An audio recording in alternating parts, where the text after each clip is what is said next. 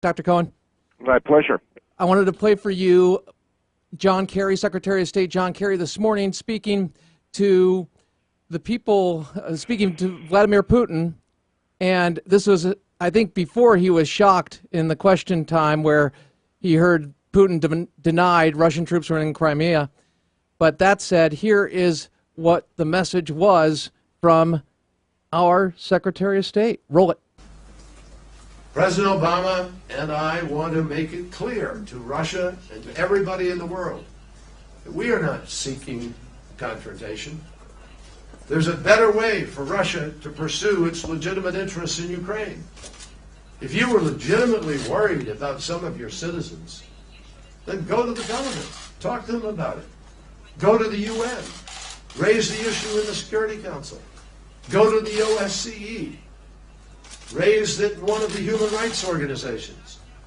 There are countless outlets that an organized, structured, decent world has struggled to put together to resolve these differences so we don't see a nation unilaterally invade another nation. There's a better way for Russia to pursue its legitimate interests in Ukraine.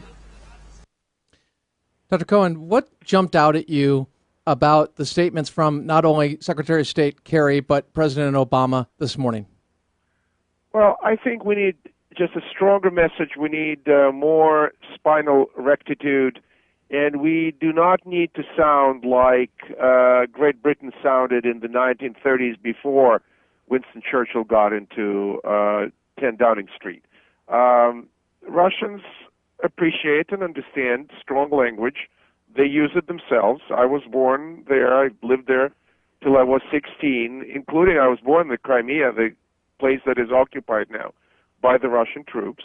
And we need to do, not just talk. This sounded to me like a lot of preaching that the Russians may just dismiss as good-natured and not very effective rhetoric. What we need is to demonstrate we mean business, including protection of our allies in Eastern Europe, our NATO allies, including sanctions, targeted sanctions, not on the whole of Russian people, but on the bad guys, people who voted for the invasion, people who implemented the invasion, and who still want to enjoy free travel to the West and keep their money in Western banks. There are many tools, economic, banking, and financial, that make Russia understand that they made a terrible mistake, and we need to walk this baby back and put it in the box and close the lid on it. I'm reminded of what John F. Kennedy spoke to: bear any burden, oppose any foe, to ensure the success of liberty. And I'm butchering the statement, I'm sure, but my point is this also the opportunity to make it clear that we will stand by nations that desire to be free? Dr. Cohen? It is an opportunity, but there's so much more to it than just nations which desire to be free. There is a strategic American national interest in security of Europe. There is an American strategic interest in standing up to countries, or protecting countries that gave up their nuclear weapons for a piece of paper. Because if we will not stand up for Ukraine now, every other tin pot dictator, every other North Korea, Iran, Pakistan, etc., will stick to their nuclear weapons, not just for legitimate security reasons, but to protect whatever dictatorial regime they have. And Ukraine trusted us.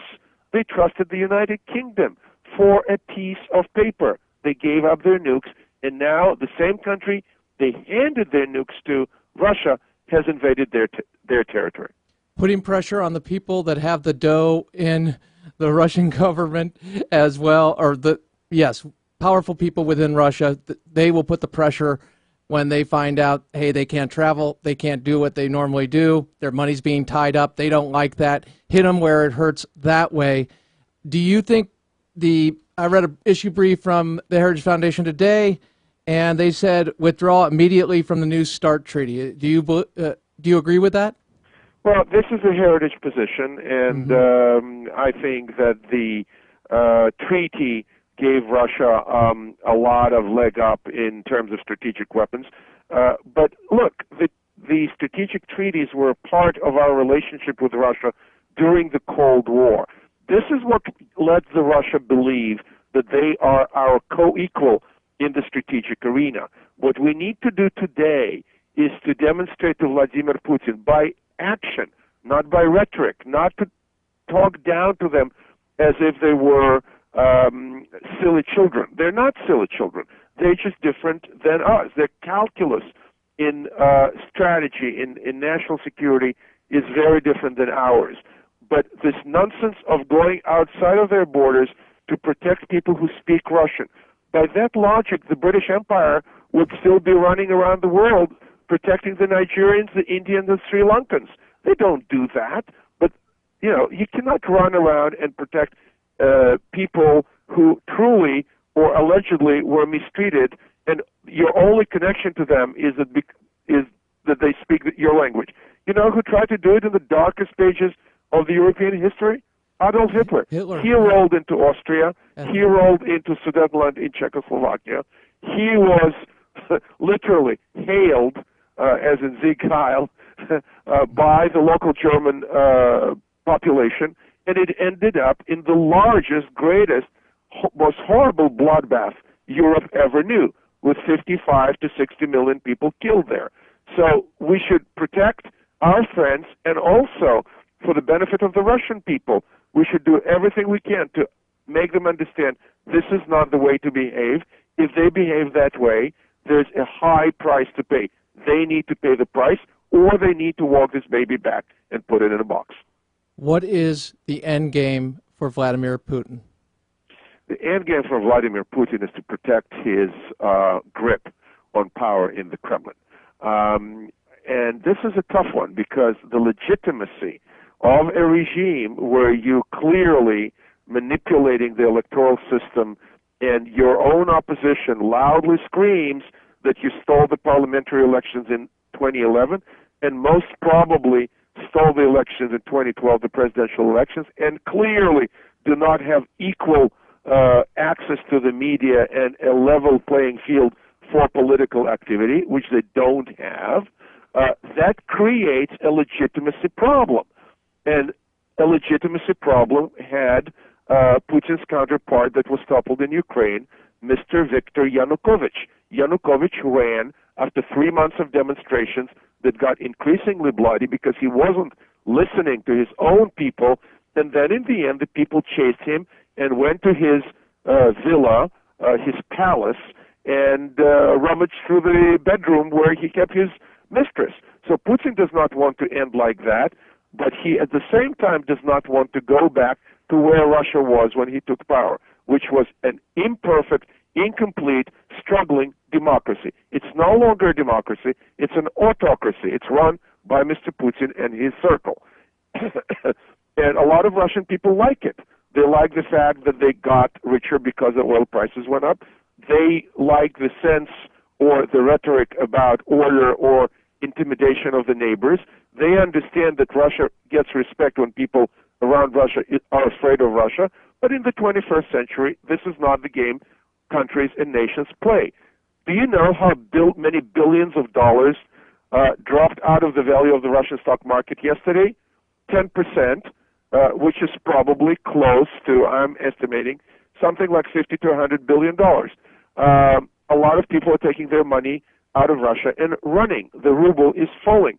This is not where they want to be. So, yes, there probably is a place for reasoning with Russia, but Mr. Kerry sounded he just struck the wrong tone with them. They were not impressed by that rhetoric.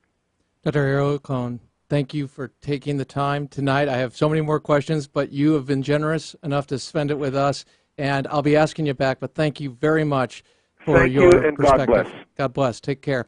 Dr. Ariel Cohen of the Heritage Foundation. He is, just so we're clear on this, because you want to know about him, I'll post a link so you know how not only is he a native of the land, he is so informed, brilliant man, Senior Research Fellow in Russian and Eurasian Studies and International Energy Policy in the Douglas and Sarah Allison Center for Foreign and National Security Policy, a division of the Catherine and Shelby Cullom Davis Institute for International Studies at the Heritage Foundation. So